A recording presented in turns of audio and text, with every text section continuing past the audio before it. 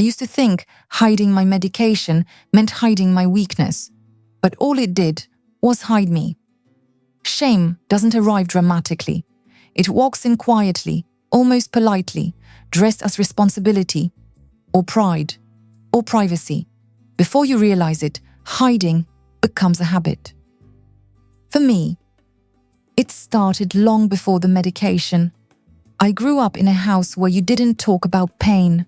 You worked through it. You pushed past it. You kept going. My mother used to say, "If you can stand, you can work."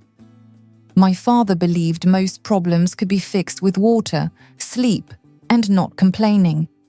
Illness was inconvenience. Vulnerability was failure. Medication was weakness.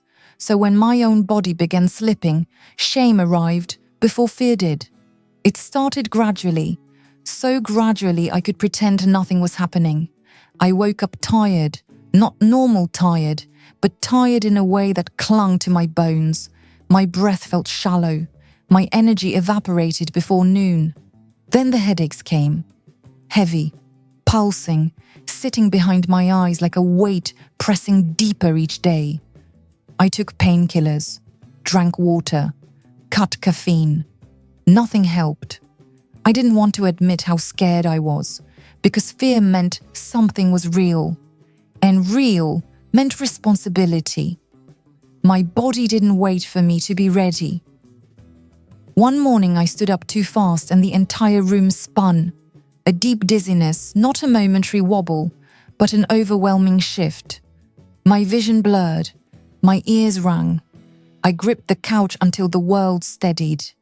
That moment stayed with me all day.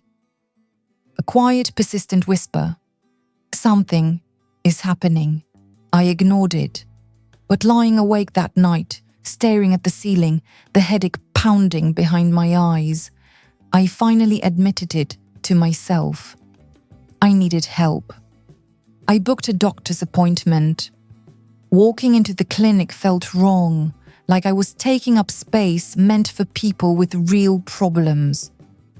But when the doctor asked me what was wrong, something inside me loosened. She listened, really listened.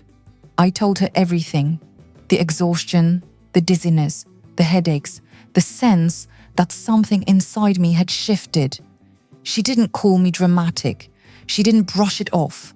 She didn't tell me to relax. She ordered tests.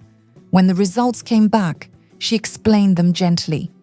I had a condition that required daily medication, not temporary, not as needed, daily. "It will help your body function the way it's supposed to," she said softly. I nodded, but inside I felt something collapse. Medication, every morning, long term, a reminder I wasn't fine. A reminder something was wrong. On the drive home, the little pharmacy bag sat on the passenger seat like a confession. At every stoplight, I stared at it. Small, harmless, ordinary, but it felt like evidence of a weakness I didn't want anyone to see. When I got home, I hid it immediately, instinctively, automatically.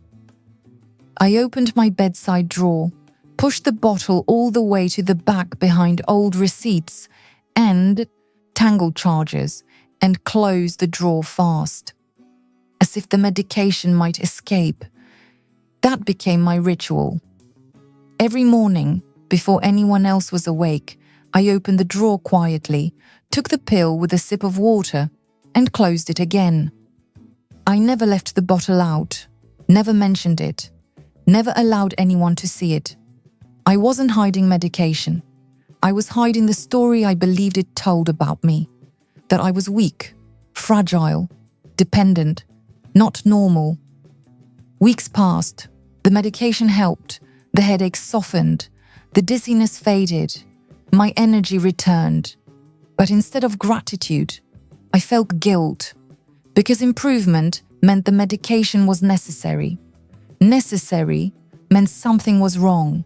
Something wrong meant I couldn't pretend anymore. So I hid it harder. Then, everything changed in one ordinary moment. A friend stopped by unexpectedly.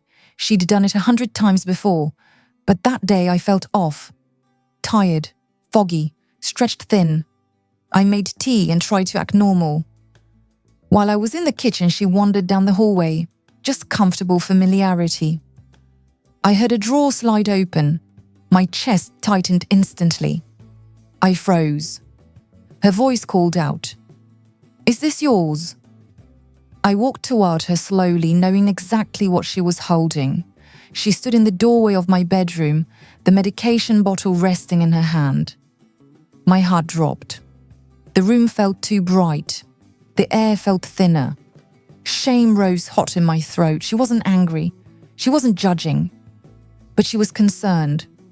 And somehow, that felt even harder to face. "Why didn't you tell me?" she asked softly. I stared at the floor. My voice barely came out. "I didn't want anyone to know." "Why?" she asked gently. It took everything in me to say the truth. "Because it makes me feel weak." She walked closer, placed the bottle carefully on my nightstand, then sat on the edge of my bed and waited until I sat beside her. "You're not weak," she said. "You're taking care of yourself. That's strength." My eyes burned instantly. I hadn't realized how tightly I'd been holding myself together, how much energy it took to maintain the illusion of I'm fine. I told her everything: the exhaustion, the dizziness, the fear, the shame. She didn't judge me. She didn't dismiss me. She didn't tell me I was overreacting. She just listened. And when she finally spoke, her voice was soft. "Hiding it doesn't protect you. It just isolates you." Something in me shifted, not loudly, quietly, like a door unlocking in the dark. That night, after she left, I sat on my bed holding the bottle.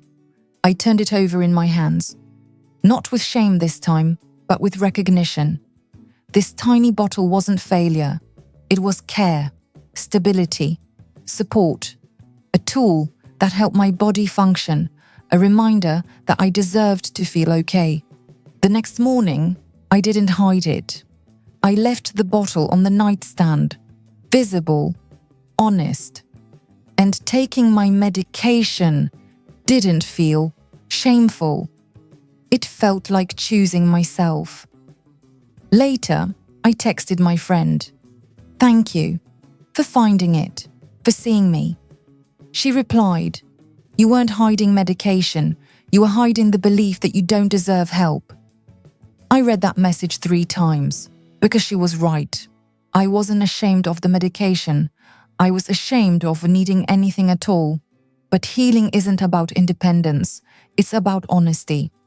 Now, when someone asks how I'm feeling, I pause. I check in with myself.